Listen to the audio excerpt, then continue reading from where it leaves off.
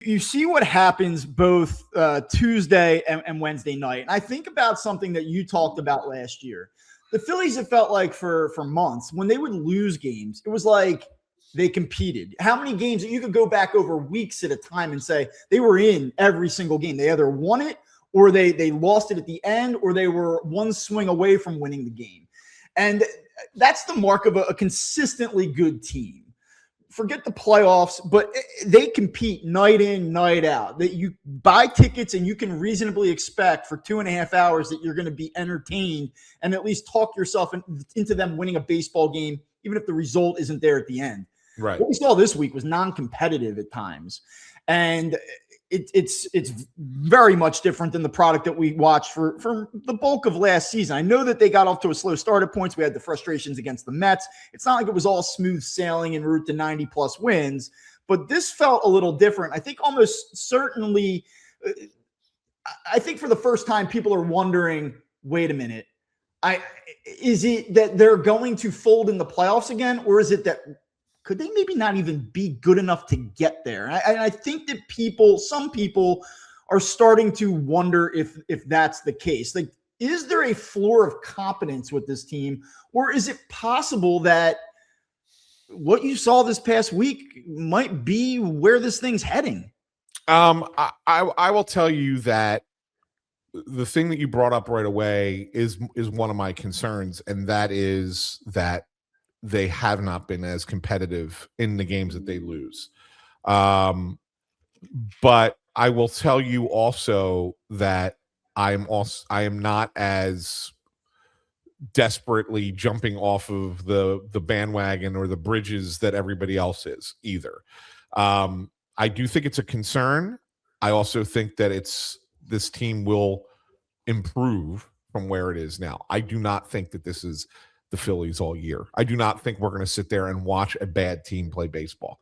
There are things about the way they're playing that I think bother me, and like that's not good. That needs to be fixed. That should have been fixed before, and they let it go. Whatever. I mean, we could go into specifics, but holistically, if you look at the whole thing, I'm not there yet, Bob. I'm just not. I just don't think that this is what you're going to see all year. I don't think this is a 500 team. I don't think this is a sub 500 team. I still think this is a good team that's going to be fine ultimately. And I don't want to sound like a homer here, right? But let me just throw it this way to you. We all, you, me, all the fans, every writer, everyone thought signing Jesus Luzardo to a 5-year contract extension was a good idea, right? We all believe in this guy, and we still do in a lot of ways. I mean, 3 bad starts is not the end of the world. Let's just for kicks, let's just say that Luzardo had pitched the way Luzardo was supposed to pitch, right, in those 3 games. Sure. And maybe one other game you sit there and go, the bullpen blew a game that they shouldn't have blown. All right, let's just say so. Let's just say you have 4 games that those 4 games you end up with a different result, right? Are we sitting here having the same conversation? I mean, we would still be looking at the things that are concerning. We would still find the negatives and say, let's identify them and talk about them because they could be a problem down the line. But I don't think everybody would be going crazy about firing the manager and getting rid of this hitting coach and trade this player, we got to make this change. It's so bad. Like, if a couple little things went another way. Yeah, I mean, he's made 4 starts. 2 of them go better than they have. They're sitting here and they're 10-8 today with they're 2 games over 500. And by the way, I'll do you one more. Zach Wheeler is making these starts and not Taijuan Walker. Like, maybe that's worth a win somewhere in the mix. Like, and then all of a sudden you're 3-4 games over 500. And we'd say, like, obviously there's concerns about the offense, but there always have been. And this is kind of what we expected. I hear you. And you can do that when you have only played 18 games. It's easy to kind of say, if you just turn the results of 2 or 3 of these, you'd feel a lot different about the overall, the big picture. And I agree with you. And I think that that's entirely fair. That being said, he didn't perform. And I still believe in him. I've been wrong about a lot. I believe in him. I thought that he'd be a Cy Young contender this year. I think a lot of people did as well. I would be shocked if he does not turn it around. He's really buried himself statistically in the early going. You have a 7+ ERA through 4 starts. It's going to take a while to mow that thing down, but I expect him to be better. And there are reasons to believe that he will be better. And if you want to get into that on a deeper level in a little bit, I'm happy to do it.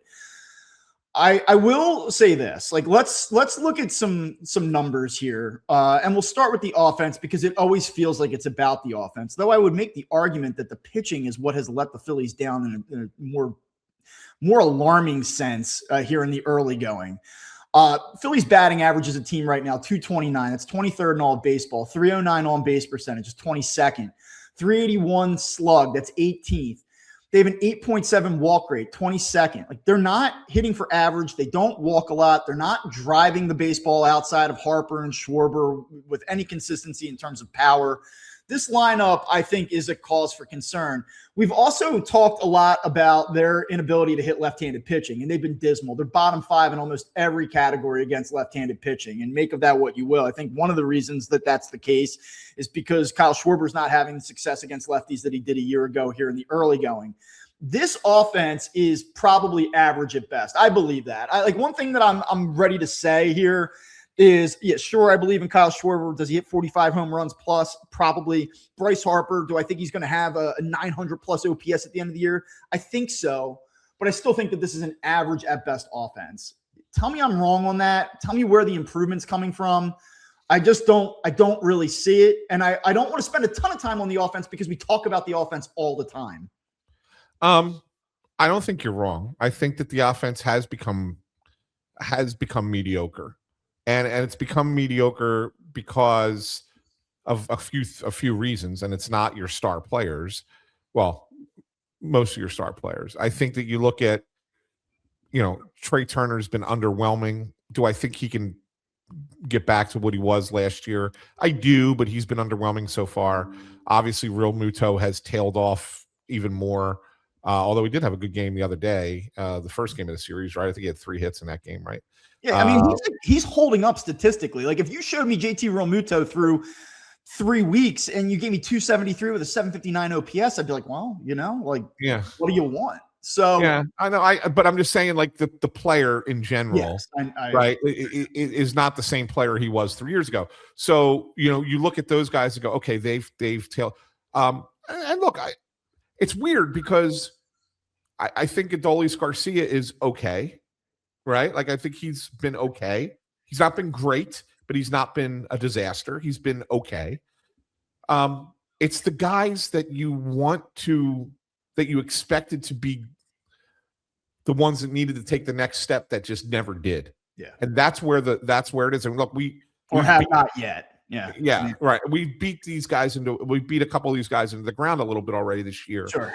In Alec Boehm and Bryson Stott. But that's the reason. And Brandon Marsh has been less than expected so far. And the platoon is that fair? I mean, I feel like Marsh is kind of giving you what you'd expect. I mean, Marsh hitting, again, 318 on base percentage. He doesn't walk, but like a couple homers. He's hitting 290, 770 OPS. Like, that's Brandon Marsh. Like, I guess to me, it's about Boehm. It's about Stott. You got to get a little bit more from Turner. And then one of the things that's kind of going under the radar is that when you scope out the Phillies outfield, like, you're getting what you thought you'd get from Crawford. The average is coming down now, 283. It's still in the zone of what I expected. Garcia's been a tick below what I would have liked to have seen thus far, but again, not unreasonable. One of the things, and I know it's only been, 20 plate appearances, but you're not getting anything when Marsh doesn't play in left field. I mean, Otto Kemp, yes. Abysmal. And again, I know you got to get him more at bats. You got to get him into a little bit of a rhythm, or try to, but he's given them absolutely nothing. Yeah. And I don't know if that's a surprise per se. Like, I don't know that Otto Kemp has enough of a track record or deserves the benefit of the doubt, but like, that's a concern out there. It's part of the reason when you look at their performance against lefties, he's giving you nothing. Alec Boehm's giving you nothing. You just can't have this many zeros. Yeah, no, 100%. And the solution that we talked about, like, well, maybe you go with somebody else that's down in the minors, and we everybody thought maybe Brian De La Cruz. He's been terrible. Yeah, at AAA. The guy that's hitting is Felix Reyes, and they're trying to turn him into a left fielder, but I'm not certain that that's a thing that you're going and that to to do. me Right? Like, you is don't have that guy right now. and that's what kills me. And when you talk about the offseason and you talk about running it back and all the criticisms of this front office, if there are, criticisms, you should not be in a position where you need to try to convert Felix Reyes on the fly, who's on a heater, into your right-handed left field solution. Like, that's not what when you're talking about trying to break down the last wall and win a championship, like, this is not the position that you should find yourself in on April 17th. And yet, like, for me, it feels somewhat predictable. It feels familiar and it feels predictable. And it's frustrating that they're in this position where they just don't really have many viable alternatives. And I don't know what the solution is. Like, to be honest with you, do I think that the Phillies are going to figure it out? I do. Do I think they're going to win 90? What did I say at the beginning of the year? 92 games? I don't know that I'm that far off, where I'd start to move that projection. Maybe it's 90, maybe it's 88. I still think it's a playoff team. But do I really believe in Otto Kemp? Like, no, I don't. I certainly don't believe in Alec Bohm. So to me, you're going to continue to have these problems. Like, I don't see a situation where this offense meaningfully moves forward and becomes a more consistent product. I think that more or less you're going to find them you take all the key statistics, all the key categories offensively, and I think that you're going to find them anywhere between 12 and 20 in most of them. They're not going to be top 10. They might not be bottom 10, but I think that they're just going to be middle of the pack and everything. And that, unless you have anything else you want to add to that, brings me to the pitching, which is what has been surprisingly bad. And I know that there are some reasons for optimism. So, let's get into this a little bit here. Yeah. All right. So just a few things about the Phillies. We talked about the Braves pitching injuries, right? And it's funny that they're in here this week. They're playing really well. They're 12-7. They're rolling right now. They have gotten absolutely phenomenal pitching despite a rash of injuries. They have a 2.93 ERA as a team. Phillies, meanwhile, have a 4.92 ERA, almost 2 runs worse. They're 26th in all of baseball. So where's the reason for optimism? You look at their expected ERA as a team, the Phillies, it's 3.38. It's third. Yeah. Fielding independent, 307. It's second in all of baseball. Phillies pitching staff is third in wins above replacement per Fangraphs this year. Like, they're striking out a ton of hitters. They're not walking a ton of hitters. Batting average of balls in play has been astronomical. Like, this is the thing. When I was going through this, like the damage today, this is the one that really jumps off the page at me. Opponents are hitting 359 against Phillies pitching this year. 359, Anthony. This is a league in which you can't even hit 300. Like, you're talking about 359 batting average of balls in play.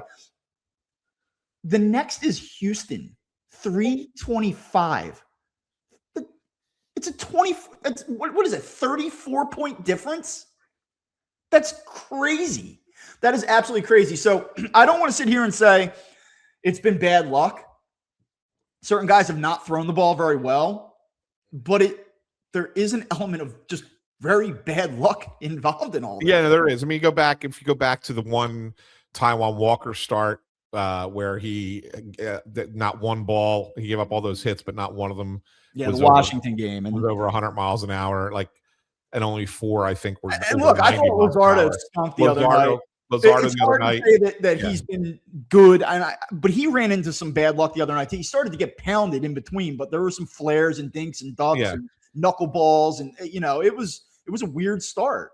Yeah, and that kind of stuff happens, right, Bob? And look, and when you look at the numbers, you say, well, why are they so bad? I mean, you have some outings of guys out of the bullpen that are going to torch those numbers too, like the Seth Johnson appearance, like that kills those numbers a little bit. Alvarado had that blow up early in the season, kills those numbers a little bit. So, yeah, I mean, I'm with you. It can't stay that bad. But it's going to get better.